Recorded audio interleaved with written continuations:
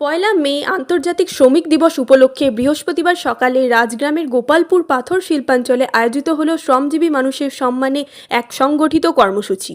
এআইইউটিইউসি এর উদ্যোগে এই অনুষ্ঠানে অংশ নেন সংগঠনের জেলা নেতৃত্ব ও স্থানীয় শ্রমিক ইউনিয়নের সদস্যরা।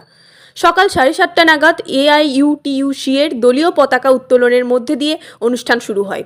উপস্থিত ছিলেন সংগঠনের বীরভূম জেলা সম্পাদক আনসারুল শেখ, শ্রমিক নেতা সাদেক শেখ, সেমিম আক্তার সহ রাজগ্রাম স্টোন কোম্পানির শ্রমিক ইউনিয়নের নেতৃত্বরা। অনুষ্ঠানে বক্তারা বলেন, পাথর শিল্পাঞ্চলের শ্রমিকদের সুরক্ষা, ন্যায্য মজুরি ও সম্মানের জীবন নিশ্চিত করাই আমাদের লড়াইয়ের মূল উদ্দেশ্য।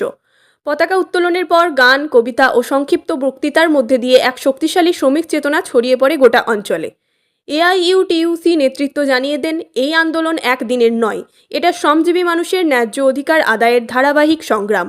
বীরভূমের মুরারয় থেকে শুভাশিস ব্যানার্জির রিপোর্ট, তারাপীঠ টিভি।